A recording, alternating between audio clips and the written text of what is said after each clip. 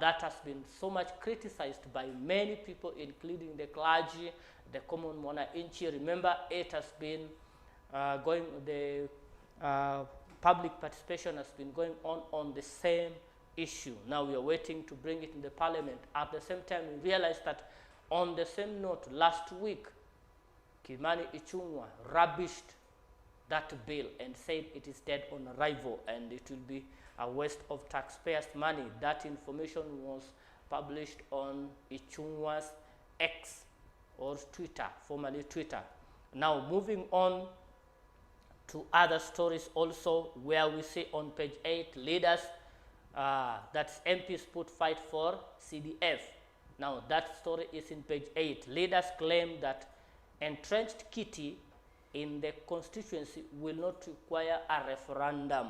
Now that's what they're saying. Now let's move to page 8 and see what the story is all about. Now MPs frown upon plebiscite over CDF statute.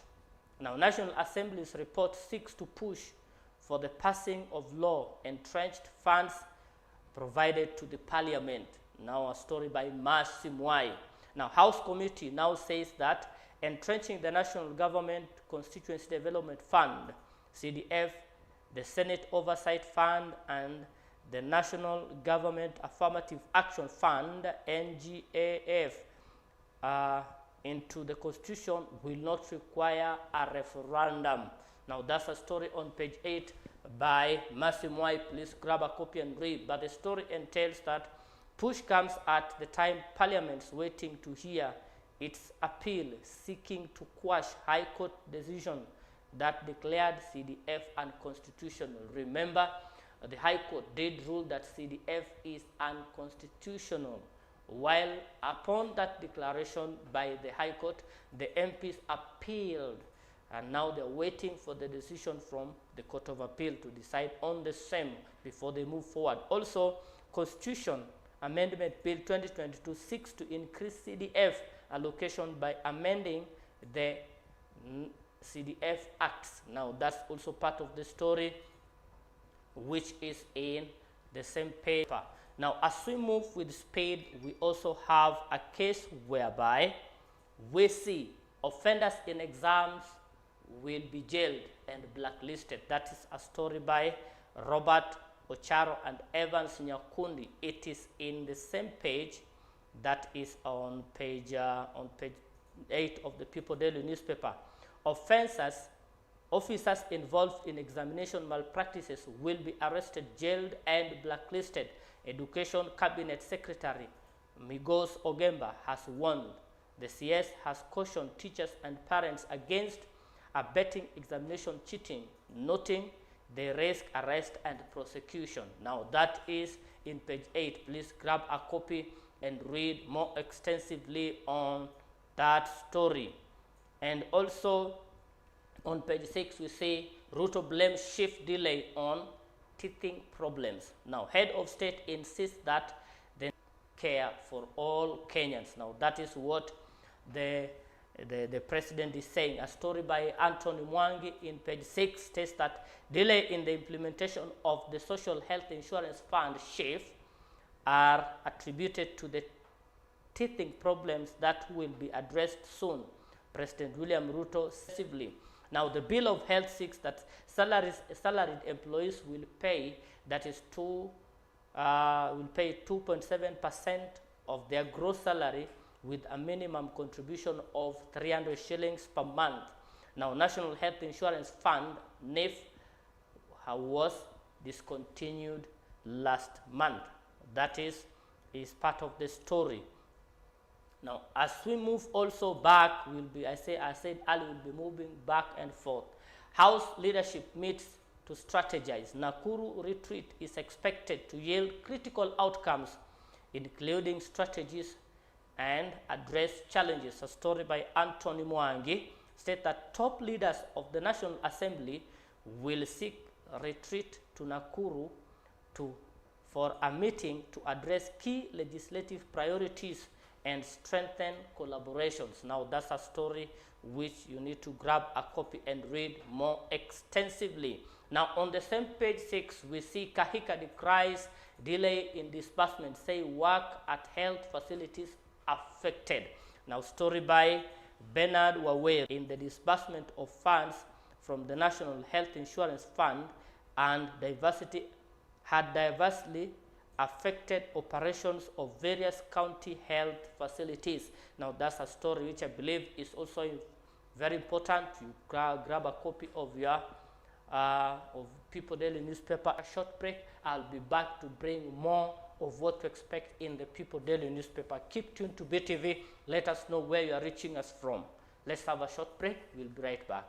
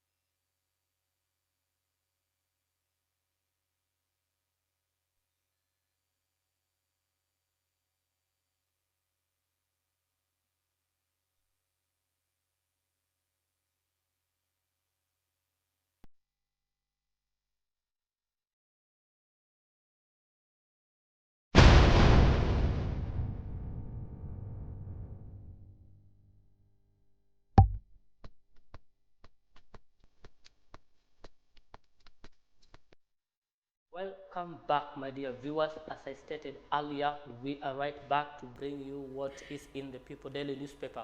We did take a short break, but we are back.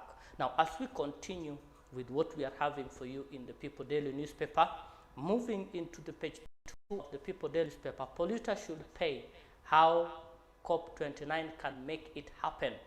Now, that's a story which I believe is of interest, story by Llewellyn Leonard. Now, the 29th Conference of Parties, COP29, takes place in Abidjan in November 2024. The annual climate change conference must focus on holding corporations and countries accountable for greenhouse gas emissions. Now, the COP29, what they are holding the meeting which is being held is going to push for countries to be accountable for the greenhouse emission, energy emission, now gas emission. Now, that's a story which is in page 2. Now, it says failure to stop the greenhouse gas emission by 2050 could cause that is 250,000 deaths a year globally between 2030 to 2050. African would badly be affected.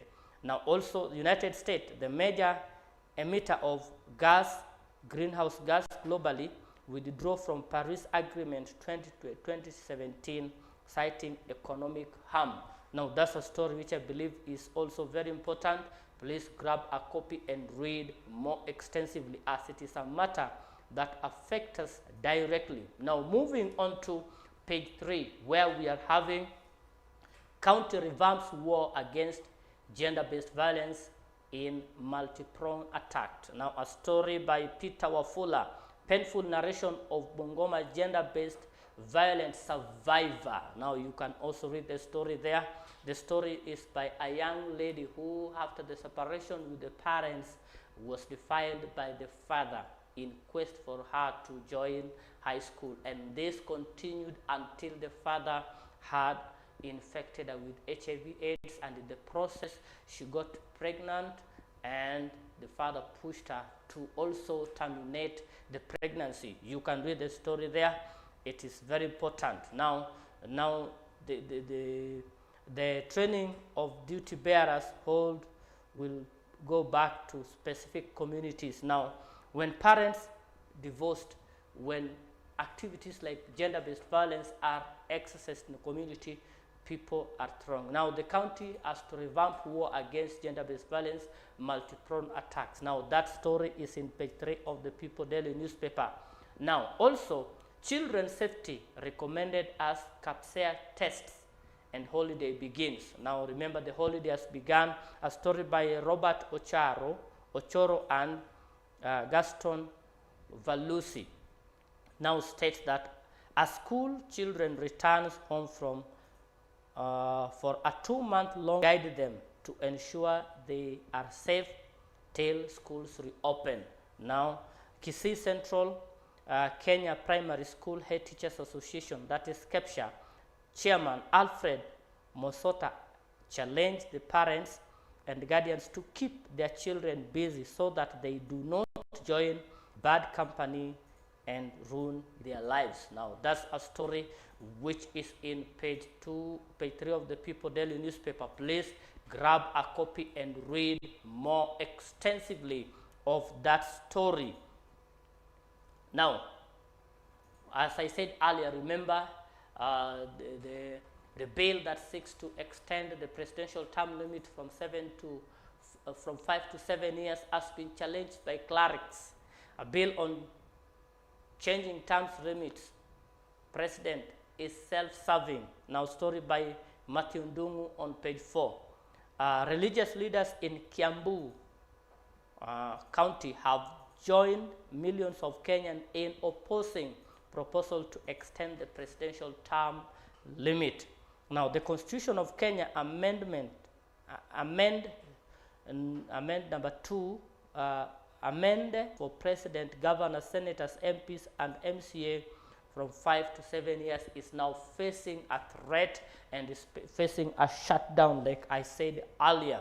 You can also read that. As also I told you earlier, the president had also rejected that, a story by Kefa Otieno, where we did see the president actually terming that as a waste of resources, and is not ready for that. We had also given you a story of Kihika, and also I remembered giving a story of blames of sheep as tethering. Now, PNU condemns bill to extend the term limit. Remember, Party of National Unity warned Kenyans against proposed bill extend term limit for elected leaders, terming it grave mistake. Now, Peter Munya, who is the chairman, who is the leader for PNU, has condemned that. You can grab a copy of the People Daily newspaper and read more extensively. Now, locals want county government dissolved. Now, the locals of Nyamira County want Nyamira County government dissolved. As they say, the Nyamira County government has not served them well for the past 1 year, stating the wrangles that has been there in the county. Now they call for the dissolving. If they don't amend the differences, they are ready to collect signatures so that the county government of Nyamira is dissolved. A story by Evans Nyakundi. Provincial was murdered and demand justice. Now, story still by Evans Nyakundi. 2 current members of parliament and former MPs from Nyamira County have censored security agents for from the area for taking too long to bring to book people who attacked and killed human rights and political activists. That is the provincial, famous known as the provincial. You can also grab a copy of the People Daily newspaper and read much of that extensively. Now, children bear heavy burden of lead poisoning exposure. Now, that is part of the story which we gave you last week on Thursday and Friday. It is still also running. Now, 32 sites across the country identified for possible holding grounds to toxic lead elements. A story by George Kibaso states that the story states that children are bearing the heaviest burden of lead poisoning, and now the country is staring at a loss of future for millions of minors, exposing the neurotoxic substance, especially in 7 counties in Kenya. Now, the counties which are mentioned there include Uasin Gishu, Naivasha in Nakuru, Gikomba and Dandora in Nairobi, Kisumu, Nyahururu in Nyandarua, Kajiado, and Changamwe in Mombasa. And the report also says that the stakeholders led by the University of Nairobi Chemistry Department now fear that children being born and raised in these counties may not achieve their cognitive potential directly. Please grab a copy and read more extensively. National Assembly report seeking to push the law enhancing CDF. Is OCC's call for more efforts in addressing mental health in inmates. Now, a story by George Kibaso and Liz Muthoni. Defense Cabinet Secretary Soipan Tuya wants prison and probation structure to be properly equipped to cater for needs with dignity and effectiveness. The CS particularly calling for a special focus standard care. You can also read that, and also we see the cartoon of the day. Help, help! Democracy is crying for help, while abduction squad has grabbed the democracy. Moving on, please, you also grab that to read. Now, a relief, a positive result for more universities, as more universities set to reopen after Treasury injects 1 billion Kenya shillings. Now, the Exchequer releases 2.9 billion to address institution financial and operational requirement that surplus. Now, story by Masimwai. The universities had formally requested monthly financial support of 315 million for 2 years and one-term allocation of 2.6 billion to clear outstanding debts. Now, 1.05 billion shillings requested to cover salaries arrears in line with the 2017-2021 collective bargain agreement. Now, the story is by Masimwai. It is in the page 12. Now, that's a good and positive feedback for the students from Moi University. Now, Moi University will reopen next week after the National Treasury released 2.9 billion to address the institution financial and operational needs.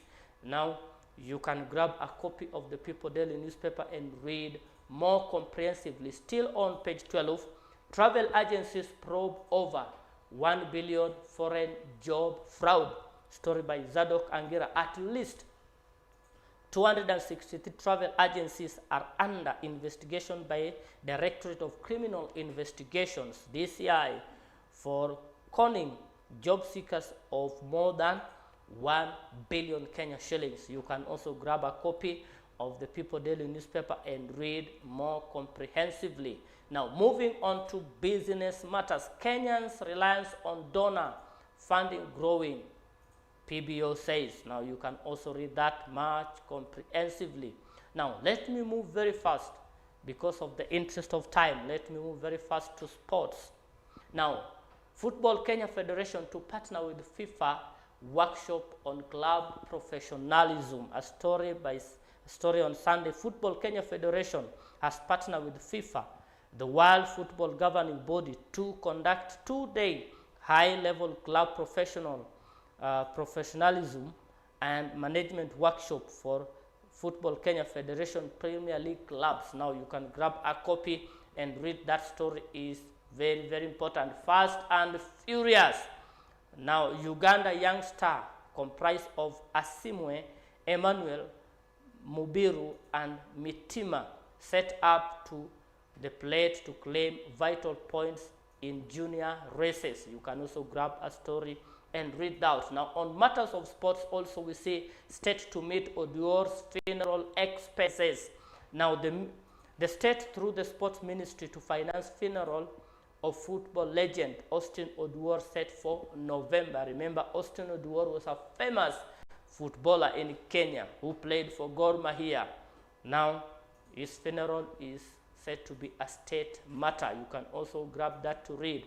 Also, scaling heights. Kenya will return better from the will return better in form next World Cup, says striker Marion Sarenge following cameo appearance at the global arena. We have to congratulate the team, the under-17 starlet team, for participation in the World Cup, and we realize that Sarenge was also among the fastest of the footballers who played in the World Cup. Now you can also read that and move on. Now, Nairobi sprint star, after a month of training, Kimeli clinches 24-kilometer race at the Stanchart Marathon, whereas Chemutai takes home women's title. You can also read that story by Lucky Olwatch. Now, as we move on, the highest paid footballers in the world as of 2024. We see there Ronaldo, according to the report by Forbes released in 2024, Cristiano Ronaldo is the highest paid footballer playing for Al Nassr in Saudi League, being paid 262 million pounds, equivalent to 36 billion, followed by pounds equivalent to 17.7 billion. Third, Neymar, playing for Al Hilal, Saudi Pro League, earning 101 million pounds, equivalent to 14 billion Kenya shillings. And also moving on the last, we have De Bruyne, number 10, playing for Man City, being paid 36. Grab a copy and read more extensively. Thank you so much, my dear viewers, for keeping tuned to BTV and keeping tuned to the vibrant morning. I'm your host, Isaiah Gagi. I have to take a leave. We have to give you opportunity to also share and read much. Let us know where you are reaching us from. Go to BTV Kenya, that is on YouTube platform. Go also to Facebook page, Blackman TV, and let us know where